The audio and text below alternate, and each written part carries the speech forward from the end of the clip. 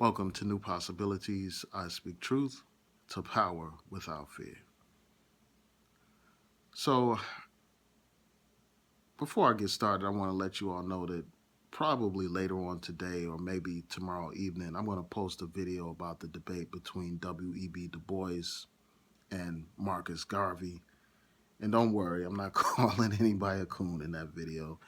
And if you really watched my last video and you paid close attention to it, you would understand that I was talking about how Booker T. Washington presented the image of a coon. I didn't necessarily say that he was a coon.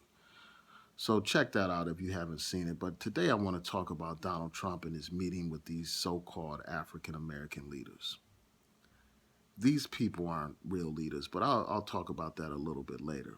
During this meeting, Pastor Darrell Scott made some ridiculous claims, and it has caused a lot of media attention. And I know I'm a little bit late to this story, but I think it's so important that I need to talk about it now.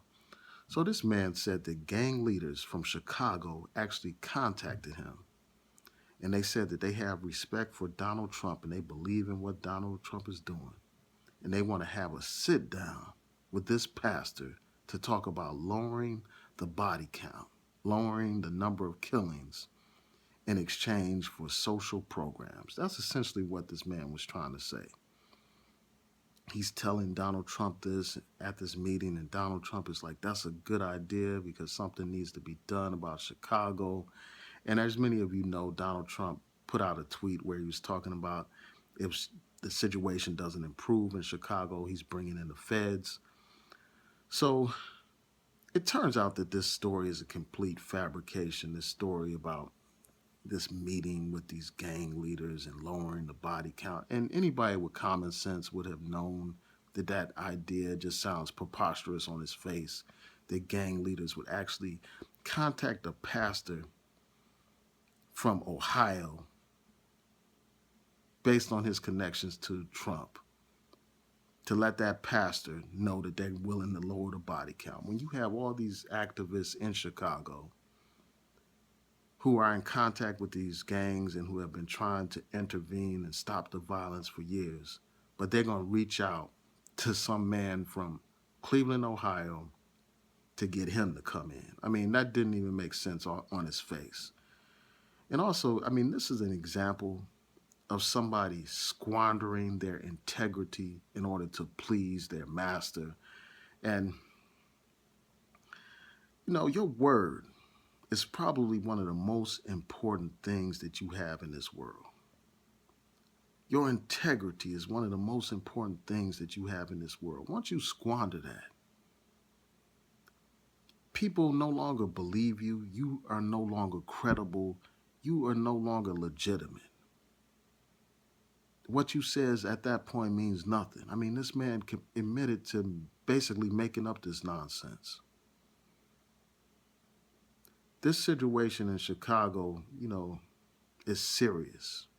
And I think that the last thing you need to do is have somebody involved that is making up stories about what has happened in Chicago. I was watching a couple of news stories about this issue, and you have people from the community, like pastors that are actually in Chicago. I mean, this famous pastor, I don't want to mispronounce his name, but this white pastor who's in Chicago, who's been dealing with this issue of violence for a long time, he talked about how he was interested in meeting with Donald Trump if Donald Trump is sincere. But as far as I know, there has been no effort to meet with the real people who are actually engaged in addressing and trying to abate this violence that plagues Chicago. So, and then you also have the mayor of Chicago. From the stories that I've read, he's talking about how they would welcome federal assistance in terms of more FBI agents or ATF agents and all that kind of stuff there. But as far as I can tell, Trump has taken no action on those issues. And basically, Chicago, that's just a political football for people like Donald Trump. And as one of the pastors pointed out, I think his name is Flager. Hopefully I'm not mispronouncing it. But this pastor pointed out how Trump is basically focused on Chicago as a way to get back at Obama, basically. People were not talking about Chicago the way they have been talking about it until Obama was elected. Before then, you didn't hear all this talk and concern and people, on Fox News preoccupied with Chicago. They weren't preoccupied with the violence in Chicago.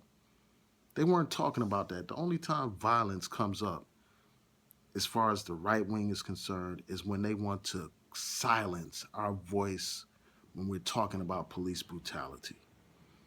These people are not really concerned about what's going on in Chicago. I mean, if he was, Donald Trump would have had, contact with Rahm Emanuel. They would have discussed how federal resources can be used in Chicago. And we all know that what Donald Trump was talking about was sending in troops. He wasn't talking about the ATF or the FBI and other federal resources. That's not what he was talking about.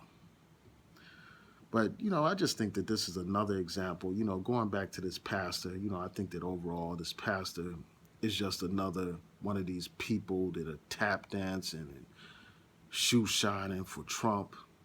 And he's basically a sellout. I mean, if he's really concerned about these issues, he needs to meet with people that are involved in this struggle. And, this whole idea of meeting with gang leaders, I think that that is an important idea in reality. I think that if people can have mediations between, like, the Palestinians and the Israelis, or the people in Ireland sitting down at a table resolving their conflicts, then I think that the same thing should happen with these gang leaders. And people like the mayor in Newark, New Jersey have done this. They have met with these different uh, gang leaders, or different people who are a part of the problem, who are like the main source of the violence that plagues a lot of these cities. He met with these people and he talked with them. He negotiated with them, talked to them, and tried to discuss stopping the violence. I think that that needs to happen. I think we need to address these problems that plague communities like you would address any kind of other armed conflict where the parties meet and try to reach some kind of resolution. And I also think that at the same time, you need to have an aggressive law enforcement effort, obviously. But I really think that, you know, there has to be an effort to bring about peace. But it can't be based on lies and falsehood like this pastor presented, presenting fake news and propaganda. I mean, this example of him making up this story is just another example of what Trump has done. I mean, Trump has people around him who regularly make false statements, and Trump himself makes these false statements and then continues to perpetuate these false narratives in the face of truth.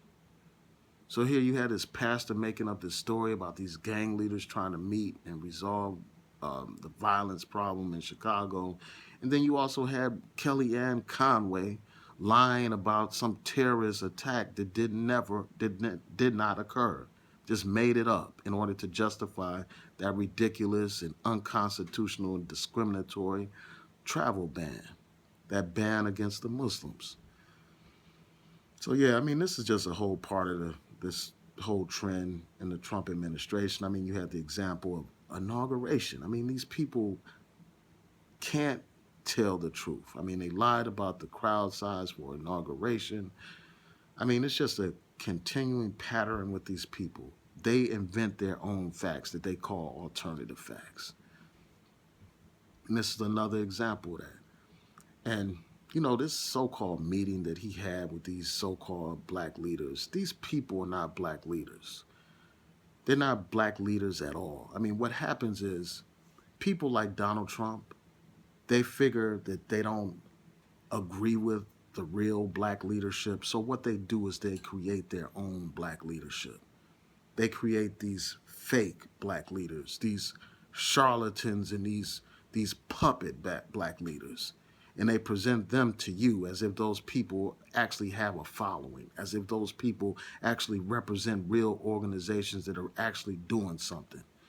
So that way they can circumvent the real black leadership in the community and prop up their puppets and give them attention, give them media presence, legitimize these fake puppet leaders.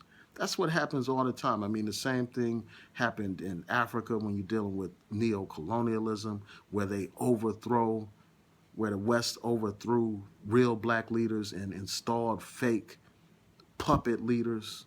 And this is just another example of it. And this is just a shame that you would have a pastor, present these lies and serve as a shoe shine boy to Donald Trump.